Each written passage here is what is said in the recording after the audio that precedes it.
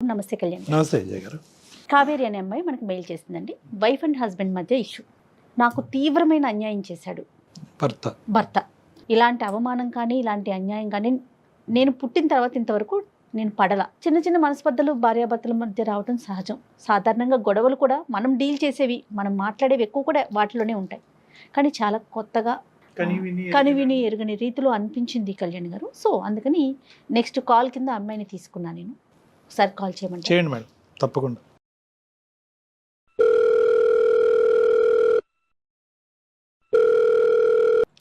Hello, నమస్తే అండి. నేను జయాని, కావేరి గారు మాట్లాడేది.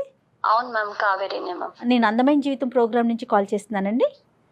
Okay ma'am, thank you ma'am. Hi ma'am. Hello అండి, బాగున్నారా? బాగున్నాను మ్యామ్. ఓకే, డాక్టర్ కళ్యాణ్ చక్రవర్తి గారు ఉన్నారు. నమస్తే సార్. నమస్తే సార్. నమస్తే ఒకసారి కావేరి గారు. మాట్లాడండి. ఏమ్మా కావేరి, ఏం చేస్తూ ఉంటారు, ఎక్కడున్నారు? సార్ నేను software engineer sir. IT. Okay, Hyderabad లోనే ఉన్నాను సార్. చెప్పండి అమ్మా, ఏంటి సమస్య? మ్యారేజ్ 8 months అవుతుంది సార్. 8 months. యాక్చువల్ గా మ్యారేజ్ నేను నా ప్రొఫైల్ ని మ్యాట్రిమోనీలో అప్లోడ్ చేయడం వల్ల నాకు వచ్చిన మ్యాచ్ మా హస్బెండ్. ఓ, సో అతని పేరు విశ్వ సార్. విశ్వ. అతను కూడా సాఫ్ట్వేర్ ఎంప్లాయ్ అన్నమాట. సంతోషం. అండ్ ఆర్ఫన్ అన్నమాట తను. ఆర్ఫన్ అంటే వెనక ముందు ఎవరు లేరు, తల్లిదండ్రులు ఎవరు లేరు? ఎవరు లేరు సార్. Okay okay. సో మా పేరెంట్స్ కూడా ఏమన్నారంటే ఎవరు లేరు కాబట్టి సో బేసిక్ గా ప్రాబ్లమ్స్ ఏం లేవు అన్నట్టుగా ఓకే చేసుకున్నాం. అతని ప్యాకేజ్ కూడా మంచిగా ఉంది. అందరం కలిసి హ్యాపీ ఫీల్ అయ్యి మ్యారేజ్ చేసుకున్నాం సార్. 3 months లో మా మ్యారేజ్ అయిపోయింది. పెద్దల సమక్షంలో చేసుకున్నారమ్మా? అంటే అందరినీ పిలిచి? అవును సార్, అవును సార్. Arranged marriage. కాదు, అరేంజ్డ్ మ్యారేజే, కానీ అందరు పెద్దలు వచ్చారుగా అట్లే మీ సైడ్ వాళ్ళు? మన సైడ్ వాళ్ళు అందరూ వచ్చారు. తనకి ఎవరు లేరు కాబట్టి తను ఒక్కడే వచ్చారు సార్. ఫ్రెండ్స్ కూడా ఎవరు రాలేదు. ఫ్రెండ్స్ కూడా రాలేదా? ఎవరు రాలే మ్యామ్. సో ఇంకా 8 months అవుతుంది సార్. బానే ఉన్నాము. బట్ రీసెంట్ గా నాకు 1 week బ్యాక్ మా ఫ్రెండ్ కాల్ చేసింది సార్. తనకు మంచి కంపెనీలో జాబ్ వచ్చింది. సో ఇంకా వేకెన్సీస్ ఉన్నాయి, నువ్వేమైనా ట్రై చేస్తావా, ప్యాకేజ్ బెటర్ ఉంది అని చేసింది. సో ఏంటి కంపెనీ అని అడిగేటప్పటికి అది మా హస్బెండ్ వర్క్ చేస్తున్న కంపెనీ అని తెలిసింది నాకు. ఓకే. సో ఇలా ఓకే, మా హస్బెండ్ కూడా అక్కడే వర్క్ చేస్తున్నారు కదా అంటే డీటెయిల్స్ అన్ని చెప్పిన తర్వాత అవునా ఓకే అంది. సో ప్రాజెక్ట్ వర్క్ మీద ఆయన ఎవ్రీ మంత్ చెన్నై వెళ్తూ ఉంటారు సార్. అదే విషయం తనతో షేర్ చేశాను అనమాట. ఇలా ఎవ్రీ మంత్ తను ప్రాజెక్ట్ పని మీద చెన్నై వెళ్తూ ఉంటారు, మీకు ప్రాజెక్ట్స్ ఎక్కువ అనుకుంటా కదా అని ఇట్లా డిస్కషన్ అయితే అట్లాంటి ప్రాజెక్ట్స్ ఏం లేవు, ఇక్కడ అంతా వర్క్ ఫ్రమ్ హోమే చేస్తున్నారు అందరూ. అండ్ వాళ్ళ స్ట్రీమ్ అయితే ఎక్స్ట్రీమ్లీ వర్క్ ఫ్రమ్ హోమ్ చేస్తున్నారు. సో ఎక్కడికి వెళ్ళే అవకాశమే లేదు అని చెప్పింది. తను చెప్పింది ఎంతవరకు కరెక్ట్ అంటారు? తను చెప్పింది కరెక్టా కాదా నేను వెంటనే డిక్లేర్ చేసుకోలేదు మ్యామ్. విన్నాను అంతే. తనకి కూడా ఇవన్నీ నేను ఎక్స్ప్లోర్ చేయలేదు. సో తర్వాత నేను through friends through background work చేసుకున్నాను అనమాట. అది నిజమా కాదా, ఎందుకంటే అతన్ని మనం డైరెక్ట్ బ్లేమ్ చేయలేం కదా మ్యామ్. సో ఫ్రెండ్స్ త్రూ కనుక్కుంటే అట్లాంటి నిజంగానే ఏం లేదని చెప్పారు. సో అసలు ఏం జరుగుతుంది, ఎందుకు వెళ్తున్నాడు చెన్నై అసలు కనుక్కుందాం అని చెప్పేసి నేను ఫ్రెండ్స్ త్రూ తన లొకేషన్ ఎక్కడున్నాడు ఏంటి అని కొంచెం వాళ్ళని రిక్వెస్ట్ చేసి తెలుసుకొని తన్ని వెళ్ళాను మ్యామ్ ఆ ప్లేస్ కి. ఓకే అండి, ఓకే. అక్కడికి వెళ్ళి చూసేటప్పటికి ma'am really I was shocked. నేను అసలు నా లైఫ్ లో ఇట్లా జరుగుతుంది అని నేను ఎక్స్పెక్ట్ కూడా చేయలేదు మ్యామ్. అక్కడ అతనికి ఆల్రెడీ మ్యారేజ్ అయిపోయింది. మ్యారేజ్ అయిపోయిందా? 1 year చిన్న బాబు కూడా ఉన్నాడు మ్యామ్. ఆ అమ్మాయితో ఎంతకాలం అయిందంటమ్మా పెళ్లి అయ్యి? ఫస్ట్ ఆమెతో 2 years అయిందంట సార్. 1 year బాబు ఉన్నాడు. ఆ అమ్మాయి ఎలా రియాక్ట్ అయింది నిన్ను అక్కడ చూసి? ఆ అమ్మాయి ఎదుర్కొంటానే నువ్వు వెళ్ళావా, లేదంటే ఆ అమ్మాయి లేకుండా ఇతను అడిగావా? తను కూడా ఇప్పుడు నా సిచ్యుయేషన్ తనది కూడా తనకి తెలియదు, ఎక్స్పెక్ట్ చేసి ఉండకపోవచ్చు, అసలు ఏం జరుగుతుందో తనకు అర్థమై ఉండకపోవచ్చు. ఐ మీన్ నేను గట్టిగా అరవడం తిట్టడం ఒక చెంప దెబ్బ అయితే వేసాను కోపం వచ్చి. ఒక దెబ్బ వేయగానే మీరెవరు, మీకు ఏం రైట్ ఉంది, ఎందుకు కొడుతున్నారు మా హస్బెండ్ అని అడిగింది. సో జరిగిందంతా చెప్పిన తర్వాత she was in shock.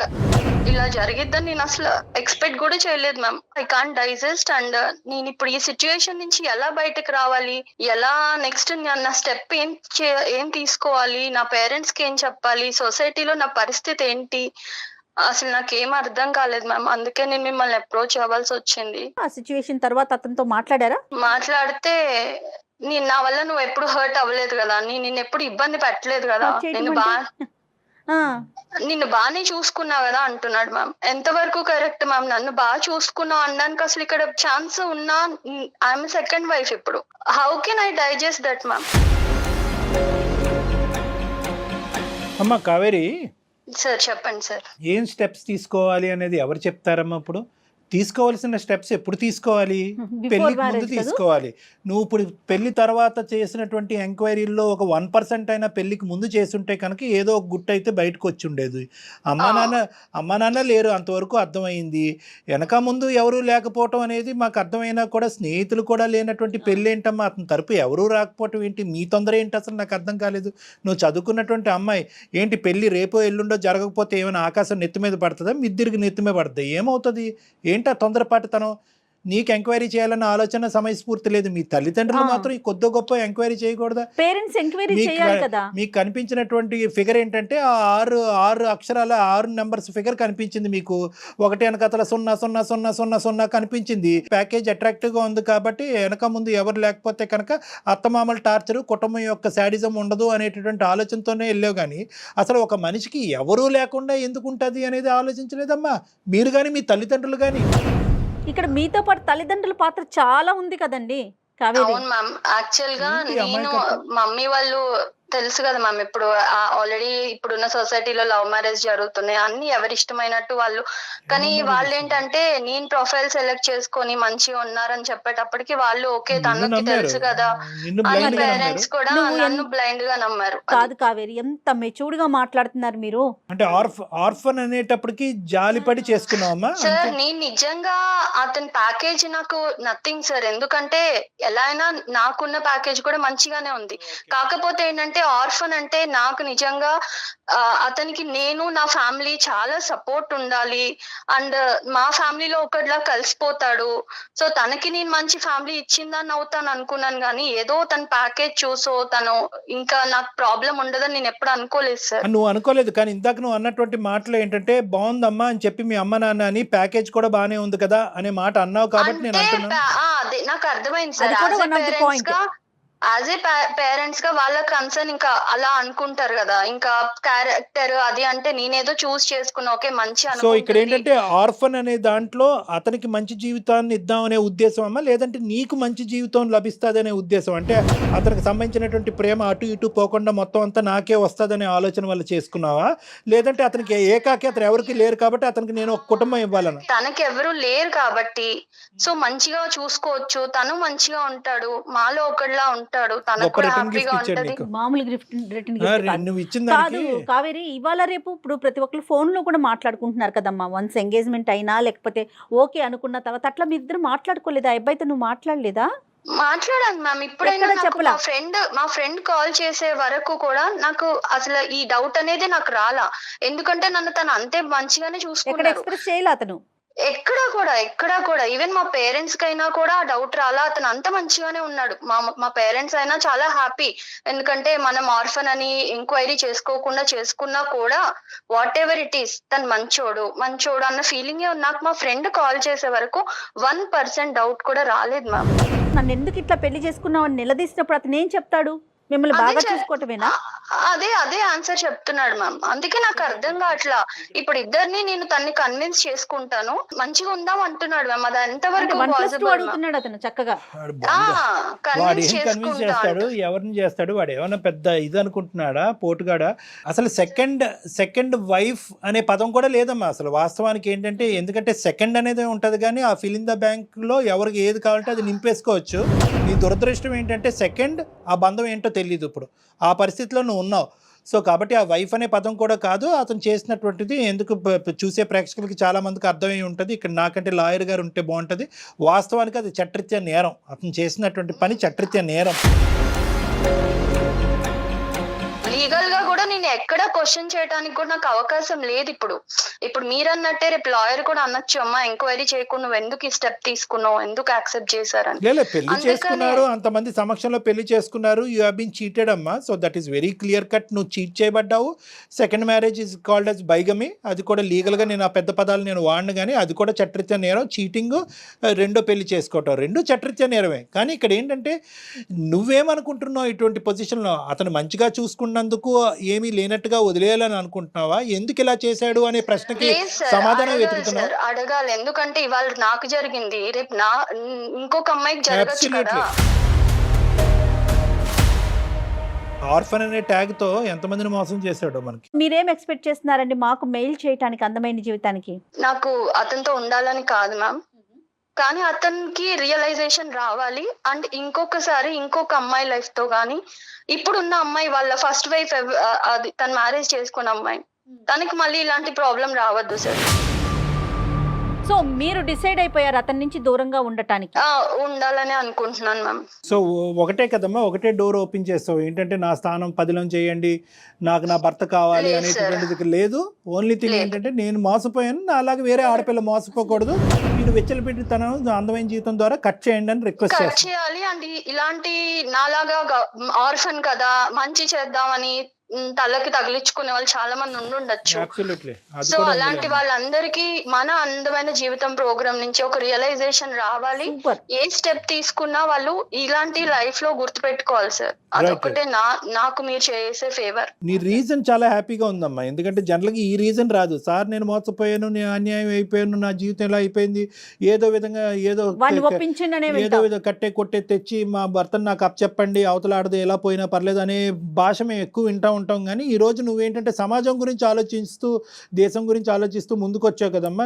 Really great అమ్మా, రియల్లీ గ్రేట్. సార్ 8 months లో దేవుడు ఎందుకు నాకు ఇలాంటి సిచ్యుయేషన్ తెచ్చాడు. ఇంకో 1-2 years అంటే నేను కూడా ఒక బేబీతో మళ్ళీ అప్పుడు నిజంగానే ఇలా అడిగేదాన్నేమో, సార్ ఏదో ఒకటి చేయండి అని. బట్ రియల్లీ గాడ్స్ సేక్ నేను ఇప్పుడు కొంచెం సేఫ్ జోన్ లో ఉన్నా. సో అలాగే ఇంకెవరు సఫర్ అవ్వద్దు సార్. ఇక్కడ ఏమన్నా ఒక పాజిటివ్ యాంగిల్ ఉందంటే కనుక నువ్వు ఇంకా కన్సీవ్ అవ్వకపోవటం, గర్భవతి కాకపోవటం అనేది ఒక పాజిటివ్ యాంగిల్ అమ్మా నిజంగా. ఎందుకంటే ఈ రోజు నీ మనస్సాక్షికి నువ్వు సమాధానం చెప్పుకోవాలి, రేపొద్దున పుట్టబోయే బిడ్డకి సమాధానం చెప్పుకునే దురదృష్టకరమైన పరిస్థితి రాలేదు. హ్యాపీ, అతను దొరుకుతాడమ్మా మనకి ఇప్పుడు.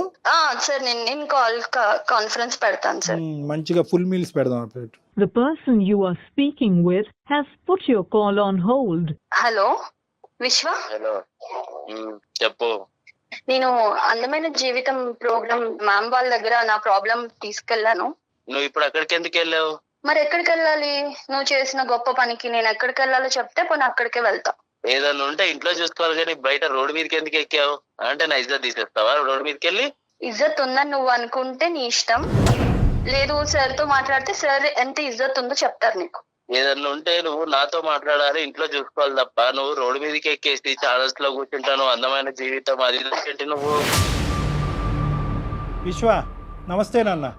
నమస్తే సార్. నాకు ఆ సంస్కారం ఉంది కాబట్టి నమస్కారం పెట్టాను. నువ్వేంటంటే ఇంకా మా అందమైన జీవితం దగ్గర నుంచి ఫోన్ కాల్ వస్తేనే ఎందుకు బజార్కి ఇచ్చావని అంటున్నావు. సంతోషం, పోలీస్ స్టేషన్ నుంచి ఫోన్ రాలే. పోలీస్ స్టేషన్ నుంచి నీకు ఫోన్ రావాలా అక్కర్లేదా?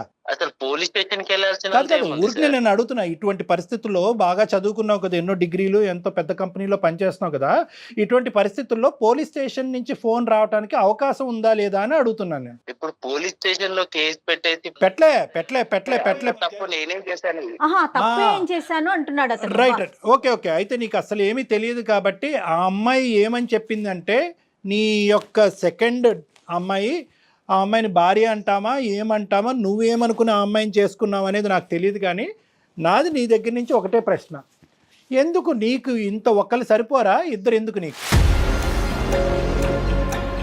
ఒకళ్ళు సరిపోరా అంటే అది అనుకోకుండా జరిగిందండి. అది ఏమనుకున్నా ఏమనుకోకుండా ఒక అమ్మాయిని పెళ్లి చేసుకోవటం అనుకోకుండా జరుగుతుందా? ఆ అమ్మాయి చెప్పినట్టు ఫస్ట్ మ్యారేజ్ అయిందండి. తను నా వైఫ్ వచ్చేసి చెన్నైలో వర్క్ చేస్తూ ఉంటుంది, హైదరాబాద్ లో వర్క్ చేస్తున్నాను. తను ఎప్పుడు ఇక్కడికి రాలేదు. సో నా ప్యాకేజ్ ఇక్కడ బాగుంది, ఇక్కడికి రమ్మని తనని చాలానే అడిగాను, తను రాలేదు. తను దగ్గరికి నేను వెళ్దామంటే నాకు అవ్వలేదు. సో తను రాకపోయేసరికి నేను ఫన్ గా ప్రొఫైల్ పెట్టాను మ్యాట్రిమోనీలో. కదే మళ్ళీ చెప్పాలి నువ్వు, మాకు చిన్న కన్ఫ్యూజన్, మాకు అంత నాలెడ్జ్ లేదు. నార్మల్గా ప్రొఫైల్ పెట్టడం ఏందయ్యా? నార్మల్ కావాలంటే నార్మల్గా పెట్టడం అంటే ఏంటి? దీనిలో ఆడపిల్లల జీవితాలతో ఆడుకోవాలని కాదండి, జస్ట్ ఏదో క్యాజువల్ గా నేను పెట్టాను. పెట్టంగానే తిను వీళ్ళ ఫ్యామిలీ వాళ్ళందరూ కనెక్ట్ అయ్యారు. కాదు సార్, మనం పర్సనల్ గా అబ్బాయిలుగా ఒకటి మాట్లాడుకుందాం. అబ్బాయిలా నన్ను ఎందుకు కలుపుతారు బాబు అందులో? ఆగండి సార్, నన్ను కలపద్దు. నీ గొడవ ఏదో చెప్పు, నన్ను ఇన్వాల్వ్ చేయొద్దు. నీ గొడవ ఏంటి, నీ బాధ ఏంటి చెప్పు. నువ్వు ఎందుకు ఈ నాటకం ఆడేవని చెప్పు. ఇప్పుడు ఏంటంటే తెలుసా, ఎక్కడితో కాన్ఫరెన్స్ కాల్ ఆగదు. ఆ అమ్మాయి తల్లిదండ్రులకు కూడా కాన్ఫరెన్స్ కాల్ కలుపుతాం, వాళ్ళు పోలీస్ స్టేషన్ కలుపుతారు. నువ్వు చెప్పు ఇప్పుడు ఏంటో, ఏం చెప్పాలనుకుంటున్నావు? నా ఫస్ట్ వైఫ్ చెన్నైలో ఉండడం వల్ల కొంచెం ఫిజికల్ నీడ్స్ వల్ల తన దగ్గరికి రాలేదు. దాని వల్ల నేను ఇక్కడ సఫర్ అయ్యేవాడిని. దాంతో నేను ఏదో క్యాజువల్ గా మ్యాట్రిమోన్ లో పెట్టేసరికి తిను కనెక్ట్ అయింది. పెళ్లి చేసుకున్నాను, అందే ఇద్దరిని హ్యాపీగానే చూసుకుంటున్నాను. తన దగ్గర ఉంటున్నాను, తిన దగ్గర ఉంటున్నాను. నువ్వు చూసుకోకపోతే వాళ్ళు హ్యాపీగా ఉండరా? నువ్వేమన్నా పెంచి పోషిస్తున్నావు, నీ శాలరీ మీద వాళ్ళు బతుకుతున్నారా? నువ్వు చూసేది ఏంటి సార్? ఇక్కడ శాలరీ ఒకటే ఇంపార్టెంట్ కాదు సార్, డబ్బులు అనేది ఇంపార్టెంట్ కాదు. మనిషికి చాలా అవసరాలు ఉంటాయి, తోడు ఉంటాయి, చాలా ఉంటాయి. కాదు, రెండు పెళ్లి చేసుకుంటే తప్పు, సమాజం అంగీకరించదు, చట్టరీత్యా నేరం, దానికి 7 సంవత్సరాలు జైలు శిక్ష పడుతుంది. నాకే బోటాబోటీ నాలెడ్జ్, ఇది తెలుసా నీకు? ఇవన్నీ తెలిసినా కూడా కొన్ని ఒక టైంలో అయిపోయింది మ్యారేజ్. ఇప్పుడు అయిపోయిన తర్వాత కూడా నేను తనని యాక్సెప్ట్ చేసుకొని తనని బాగానే చూసుకుంటున్నాను నేను. సో అయిపోయింది కాబట్టి ఆ కథను అక్కడ మూసేద్దాం, ఇంకా అనుభవించడం ఒకటే కార్యక్రమం అంటావా? నిజంగా ఆర్ఫన్ నేను అది అడగని కళ్యాణ్ గారు, అసలు నాకు అదొక డౌట్ వస్తుంది. వాళ్ళని ఎందుకు సార్ నేను బాగా చూస్తాను. నువ్వు అనాథవా? నేను అన్నదని కాదండి. నీకు ఫ్యామిలీ ఉంది? ఉంది. మీకు అమ్మ నాన్న ఉన్నారు? ఉన్నారు. ఏం బతుకయ్యా, ఉండగా తల్లిదండ్రులు చంపుకునేటటువంటి నువ్వేం మనిషి అయ్యా? అది నేను ఏదో ఫన్ గా క్యాజువల్ గా చేసిన దానికి నీకు బుర్రందా, లేదంటే ఏమైనా కరెంట్ షాక్ పెట్టాలి నీకు? అంతగానే తప్పేం చేశాను సార్? మీరు రెచ్చిపోయి మాట్లాడుతున్నారు. ఏం తప్పు చేశాను నేను? ఇద్దరిని పెళ్లి చేసుకున్నా అన్నప్పుడు మ్యాట్రిమోనీలో నువ్వు అక్కడ బ్రాకెట్ లో పెట్టాల్సింది ఏమని? ఆల్రెడీ మ్యారీడ్ అని పెట్టాల్సింది. అప్పుడు ఫన్ ఏ ఉంటదమ్మా, అప్పుడు చాలా ఫన్ ఉండేది కదా, అప్పుడు అర్థమయ్యేది అందరికి కూడా. ఆర్ఫన్ అని పెట్టి సింపతి కోసం చూడడం కరెక్ట్ కాదు కదా. కావేరి, ఒక్క నిమిషం. నేను ఆర్ఫన్ అయితే ఫ్యామిలీ అయితే నిన్ను బాగా చూసుకున్నానా లేదా అది చెప్పు. ఇప్పుడు ఫ్యామిలీ అయితే నాకు ఒక రైట్ ఉండేది మీ ఫ్యామిలీ దగ్గరకు వచ్చి, లేకపోతే నీకు ఫ్యామిలీ ఉంటే చూసుకున్నానా లేదా? నీకు ఫ్యామిలీ ఉంటే నేను ఇక్కడికి రావాల్సిన అవసరం లేదు, అక్కడ మీ ఇంట్లో వాళ్ళని అడిగేదాన్ని కదా. ఫ్యామిలీ లేదు, నువ్వు ఒక ఆర్ఫన్ అని రోడ్డు మీదకి వెళ్ళిపోతున్నావు, నువ్వు ఇజ్జత్ తీసేస్తున్నావు. వాడికి 2 గిఫ్ట్లు ఇవ్వాలి, ఒకటి కత్తిరే లేదంటే రాడ్, ఈ రెండిట్లో ఏదోటి ఇవ్వాలి. వెళ్తా, పోలీస్ స్టేషన్ కి వెళ్తా, ఖచ్చితంగా వెళ్తా. నువ్వు చేసిన గొప్ప పని తెలిస్తే ఇంకా నాలాగా ఎవరు సఫర్ అవ్వకూడదని వెళ్తా. ఎక్కడ దాకా వెళ్తా. ఏం మాట్లాడుతున్నావు నువ్వు? పిచ్చా, నాకు పిచ్చా. ఏమంటున్నావు? నువ్వు మర్యాద ఇచ్చి మాట్లాడాలి. ఓకే, ఇక్కడ నువ్వు లూప్ లైన్లో ఉన్నావు, తొందరలోనే నువ్వు జైల్లోకి వెళ్ళబోతున్నావు. ఆ అమ్మాయి చేత ఏవైతే కేసులు పెట్టించాలో దగ్గరుండి ఒక అడ్వకేట్ హెల్ప్తో మేము కేసులు పెట్టిస్తాము. ఆ అమ్మాయి చేసినటువంటి ఒక అమాయక పనికి ఈరోజు బలిపశువు అయ్యింది. ఆ అమ్మాయి మా ముందుకు వచ్చింది. ఎందుకు వచ్చింది? నన్ను కాపాడండి అని రాలేదు, నాలాంటి ఆడపిల్లల్ని కాపాడండి అని సమాజం కూడా వచ్చింది. ఒక ఆర్ఫన్ అని, ఒక అనాథ అని చెప్పి నీ గురించి జాలిపడి చేస్తే కనుక నీకు ఫన్ కావాలా? నీకు ఫన్ కావాలంటే అసలైన ఫన్ ఏంటో తెలుసా? ఏదైతే కట్ చేయాలో నీకు అది కట్ చేస్తే అప్పుడు నీకు ఫన్ను. ఇది కామం, నీకు ఉన్నది కామం. ఇక్కడ 2 చేత కేసులు పెట్టిస్తావు. ఈ అమ్మాయిని రెచ్చగొట్టడం కాదు, ఈ అమ్మాయి చేత కేసు పెట్టిస్తావు, నీ చేత ఓసలు లెక్క పెట్టిస్తాం. ఏం బ్రతుకురా బాబు నీది? ఏం బ్రతుకు? ఇదేనా బ్రతుకంటే? ఉన్న తల్లిదండ్రులను చంపేస్తావా? నీకు ఆడపిల్లలు ఉంటే చాలా. పిచ్చిదాన్ని అనుకుంటున్నావా? ఏదో ఒక్కసారి జాలిపడి ఆర్ఫన్ అని నా లైఫ్ లో నీకు ప్లేస్ ఇచ్చాను. ఇచ్చింది నువ్వు నిలబెట్టుకోకుండా నువ్వు ఎలాంటాడో బయటపడిన తర్వాత నీ మాటలు మాట్లాడడం కూడా అనవసరం నీతో. Direct sir please. ఎలాంటాడో అంటున్నావు ఏంటి? బాగా చూసుకోలేదా నేను? ఏంట్రా, ఎవరైనా చూసుకుంటాడు రా బాబు, ఎవడైనా చూసుకుంటాడు. కట్నం ఇచ్చి పెళ్లి చేస్తే ఎవడైనా చూసుకుంటాడు, నువ్వే కాదు. సంబంధాలు ఉన్నాయా? చాలా సంబంధాలు ఉన్నాయా? నేను తర్వాత ఎవడైనా చూసుకుంటాడు అంటున్నావేంటి? ఎవడైనా అంటే కట్నం ఇచ్చి పెళ్లి చేసుకుంటే ఎవడైనా చూస్తాడు నీలాంటోడు, అర్థమవుతుందా? దానికి పెద్ద నువ్వేదో గొప్ప చేసేసినట్టు నన్ను తెగ అర్థమవుతుందా? నేను కేసులు పెడతాను అది చేస్తాను అంటే రెచ్చిపోతున్నావు అక్కడ ఉండి. ఏమీ రెచ్చిపోవట్లేదు. ఆ అమ్మాయి మేము రెచ్చగొట్టలేదు. ఆ అమ్మాయి రెచ్చిపోవాల్సినటువంటి అవసరం లేదు. ఈ అమ్మాయి మాట్లాడేవన్నీ వాస్తవాలే.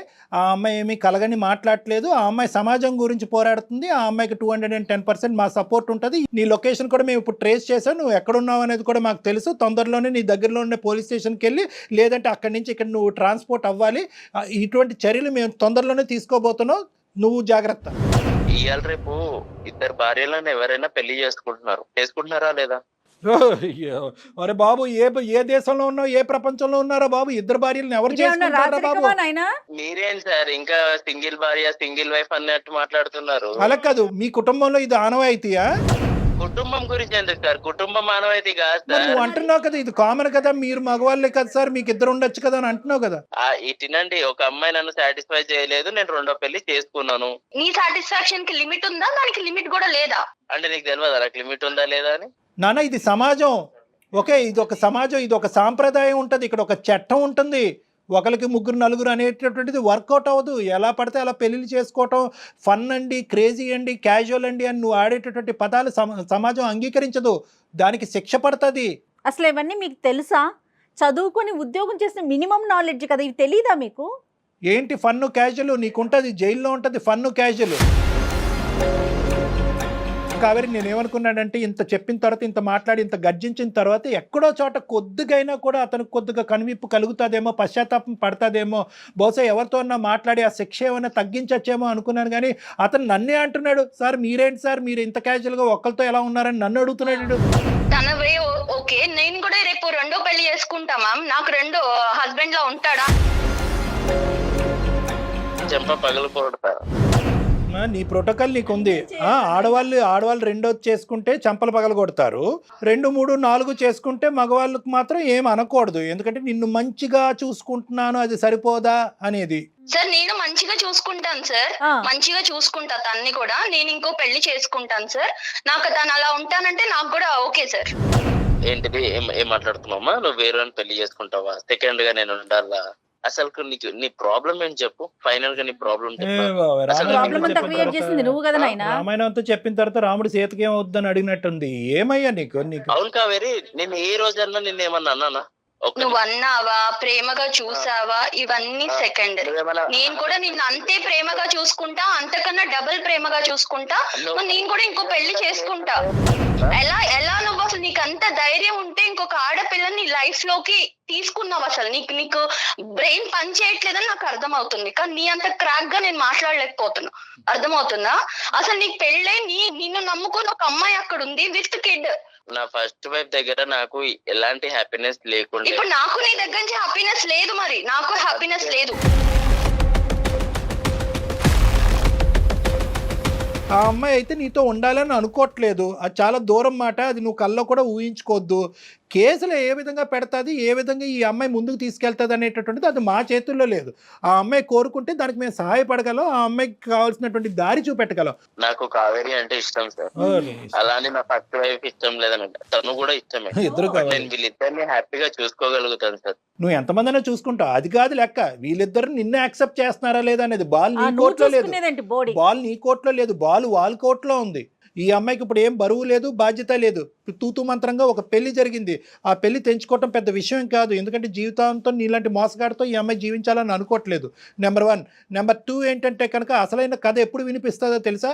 ఎప్పుడైతే కావేరి వెళ్ళి మమ్మల్ని కాదు వాళ్ళ ఫ్యామిలీ మెంబర్స్ని కూడా దీంట్లో ఇంక్లూడ్ చేస్తుందో అప్పుడు నీకు సీన్ సితారవుతుంది. అంతవరకు ఎందుకు లేండి సార్, వద్దు, మనలోనే గుట్టుగా ఉంచేద్దాం. ఇక్కడే కాపాడేసేయండి సార్, గుట్టుగా ఉంచేసుకోండి. మీ బాధను మీరు కడుపులో పెట్టేసుకోండి, మా ఇష్యూ మేము కడుపులో పెట్టుకుని ఇక్కడికి తేల్చేసి కావేరి బంగారు తల్లి బాగా చూసుకుంటున్నాడు కదా, నీకు ఏదో ఫ్రీడమ్ ఇచ్చాడంట కదా, ఆ ఫ్రీడమ్తో పాటు నువ్వు సుఖపడి అలా ఉండిపోమ్మా అని చెప్పమంటావా? సార్ మీరే ఏదన్నా ఒకటి చేసి. నేనేం చేయలేనురా బాబు, నేను చంపేద్దురా బాబు, నేనేం చేయలేనురా. రే అర్థం చేసుకో, నేను చేయగలిగేది ఏమీ లేదు. నీ గొంత నువ్వు తవ్వుకున్నావు, నీ ఎంత హైటో నాకు తెలియదు, కానీ దానికి ఒక 2 అడుగులు ఎక్కువే తవ్వావు నీ గొంత. అందులో ఇప్పుడు పడ్డావు. ఇప్పుడు మేమందరం మట్టిపోసి కప్పటం తప్ప ఏమీ చేయలేము. ఒక మ్యాట్రిమోన్లో ఆర్ఫన్ కింద పెట్టినటువంటి నువ్వు చాలా మందిని క్యాచ్ చేసి ఉంటావు. ఇదేదో 6 నెలలు బట్టో 5 నెలలు బట్టో జరిగినటువంటి వ్యవహారం కాదు. ఊరికో ఒక అమ్మాయిని నువ్వు పెళ్లి చేసుకుని ఆల్రెడీ ఎక్కడ గుట్టి అక్కడ కప్పెట్టుంటావు. సార్ అలా చేయలేదు సార్, నాకు ఉన్నది ఇద్దరే సార్. టోన్ మారిపోయింది, టోన్ సాఫ్ట్ అయిందేంటి? అమ్మ కావేరి, నువ్వేం స్టెప్స్ తీసుకోవాలనుకుంటున్నావు చెప్పమ్మా, దాన్ని బట్టి మేము కూడా నీతో పాటు సపోర్టివ్ గా ఉంటాం. 100% సుమన్ టీవీ ఉంటుంది మీకు. లేదు సార్, పోలీస్ స్టేషన్ లో కంప్లైంట్ ఇద్దాం అనుకుంటున్నాను సార్. ఎగ్జాక్ట్లీ. ఎందుకంటే మనం ఇంతసేపు మాట్లాడితే ఇప్పుడు సాఫ్ట్ గా మాట్లాడుతున్నాడు, అంతకు ముందు తన వే ఆఫ్ టాకింగ్ ఎట్లుందో మీరు చూసారు. అవును అవును. సో తన్ని మనం నమ్మటానికి లేదు మ్యామ్. అవును, నమ్మటానికి లేదు, 110% నమ్మటానికి లేదు. ఓకే బాబు, అది అమ్మాయి డెసిషన్. ఎలాంటి యాక్షన్స్ తీసుకుంటే తను బయట తిరగకుండా ఉంటాడో అన్ని యాక్షన్స్ తీసుకుంది సార్. నేను ఎక్కడికి రమ్మంటే అక్కడికి వస్తాను. నా లైఫ్ ఖరాబ్ చేయకండి సార్. నేనేం ఖరాబ్ చేశాను? నువ్వే ఖరాబ్ చేసుకున్నావు. నువ్వు పైనుంచి కింద వరకు బ్లాక్ పెయింట్ వేసుకున్నావు. మేమేం ఖరాబ్ చేసాం? చండాలం కానీ మేము చేసాం అంటున్నావు. పోలీస్ స్టేషన్కి వద్దు, పోలీస్ స్టేషన్ ఏ కళ్యాణ మండపం బుక్ చేయాలా నీకు? పోలీస్ స్టేషన్ కాకపోతే ఆ టైంలో అలా జరిగిపోయింది సార్. అదే ఈ టైంలో ఇలా జరుగుతుంది చూడండి. ఇప్పుడు బాబు ఏది మా చేతుల్లో లేదు. ఆ అమ్మాయికి కనువిప్పు కలిగింది, ఆ అమ్మాయి తీసుకునే స్టెప్స్కి మేము సపోర్ట్ చేస్తున్నాము. అర్థమైందా? ఇంకేది ఉన్నా కూడా లీగల్గా మాట్లాడుకోవాల్సినటువంటి అవసరం ఉంది. మేము అడ్వకేట్ని కూడా అప్రోచ్ అవుతాం, అడ్వకేట్ కూడా ఇందులో ఇన్వాల్వ్ అవుతారు. తర్వాత సంగతి తర్వాత చూసుకుందాం. ఒక ఆడపిల్లకి అన్యాయం జరిగితే ఎట్టి పరిస్థితిలో మౌనంగా మాత్రం ఉండదండి సుమన్ టీవీ అండ్ కళ్యాణ్ గారు కూడా. డెఫినెట్గా ఆ అమ్మాయి ప్రజల కోసం, అందరి కోసం ముందుకొచ్చింది, ఆడపిల్లలందరి కోసం ముందుకొచ్చింది. డెఫినెట్గా నీకు మేము 100% సపోర్ట్ చేస్తాము. ఏం చేద్దామో ఒకసారి మాట్లాడుకుందాం. తప్పకుండా అమ్మ. నువ్వు నీ పేరెంట్స్ ఇమీడియట్గా ఇన్వాల్వ్ చేయాలి, ఎందుకంటే ఇప్పటివరకు నువ్వు ఇన్వాల్వ్ చేయలేనట్టు మాకు అర్థమవుతుంది. పేరెంట్స్ని ఇన్వాల్వ్ చేయాలి, ఎందుకంటే వాళ్ళ యొక్క సపోర్ట్ కావాలి రానున్న రోజుల్లో. ఎందుకంటే ఇలా ఒకసారి హార్డ్గా ఒకసారి సాఫ్ట్గా మాట్లాడినటువంటి మనిషి ఈ రోజు నువ్వేదో స్టెప్ తీసుకోబోతున్నావు అని చెప్పి మళ్ళీ హార్డ్ అవుతే కనుక అది సమస్యాత్మకంగా మారుతుంది. అది ఏమైనా క్రిమినల్. ఏమయ్యా సార్, ఇది మీ ప్రోగ్రామ్ వల్ల చాలా మందికి లైఫ్ ఇచ్చారు, నా లైఫ్ ఎందుకు సార్ ఇలా ఖరాబ్ చేస్తున్నారు? అంటే ఆ లైఫ్ తీసేసి నీకు లైఫ్ ఇచ్చేయాలన్నమాట, ఇదే నీ అజెండా? నేనేమనయ్యా నీకు లైఫ్? అది కాదు సార్, తనని బాగా చూసుకుంటాను, నేను ఇద్దరిని బాగా చూసుకుంటున్నాను. ఓకే, నిన్ను చూసుకో, చేతులు దాటింది, నీ జీవితం కాస్త వేరే వాళ్ళ చేతుల్లో ఉంది, వాళ్ళు లెక్క తేల్చుకొని నీ భవిష్యత్తు ఏంటో ఆలోచించుకోండి, అంతే. ఓకేనా? బాయ్ నాన్న, ఆల్ ద బెస్ట్, జాగ్రత్త. ఓకే కావేరి. ఓకే, ఇంకొక విషయం కూడా మనం డిస్కస్ చేయాలండి. ముఖ్యంగా ఆడపిల్లలే, వెనక ముందు ఎవరు ఉండొద్దు, ఓన్లీ అబ్బాయి ఒక్కడే ఉండాలి, ఏ బాధరాబందీ ఉండకూడదు, అప్పుడే మేము హ్యాపీగా ఉంటామన్న ఫీలింగ్ ఆడపిల్లలకి తల్లిదండ్రులకి. అది కూడా ఒక కారణమేమో కదంటారా? ఇంత తెలివైన అమ్మాయి మనం ఎక్కడ ఈ అమ్మాయి బుట్లో పడిందని మనం అందరం అనుకుంటున్నాం కదా.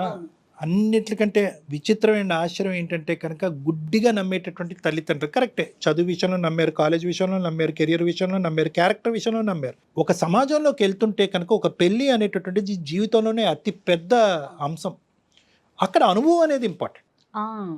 అంతే కదండి, అనుభవం అనేది ఇంపార్టెంట్. ఆ తల్లిదండ్రులకు ఉన్నటువంటి అనుభవాన్ని నమ్మాలి, కానీ ఈ అమ్మాయి యొక్క ఆలోచనని కొద్దిగా సెకండరీగా తీసుకుని ఉంటే బాగుండేది. ఇప్పుడు ఈ పిల్ల చిన్న పిల్ల కదా, మనకు అనుభవం ఉంది కదా అని ఒక ఆలోచన ఉన్నట్లయితే కొంతైనా ఎంక్వైరీ జరిగేదేమో కదండి. అంతేనా? ఇప్పుడు ఏంటంటే ఈ అమ్మాయి పాపం ఏంటంటే నాకేదో సింగిల్గా ఉంటే కనుక మొత్తం ప్రేమ నాకే వస్తుంది, అటు ఇటు టార్చర్ ఉండదు అనే యాంగిల్లో ఈ అమ్మాయి వెళ్ళలేదు. ఈ అమ్మాయి కేవలం ఏంటంటే ఆర్ఫన్ అనేటటువంటి జాలితో, జీవితం లేని, కుటుంబం లేనటువంటి ఒక మంచి అబ్బాయికి ఒక కుటుంబాన్ని ఇద్దామనే ఉద్దేశంతో వెళ్ళింది. కానీ మీరు అనేటటువంటి మాత్రం ప్రేక్షకుల్లో చాలా మంది, ప్రత్యేకంగా ఆడపిల్లలు, కుటుంబాలు చాలా గుర్తుపెట్టుకోవాలి.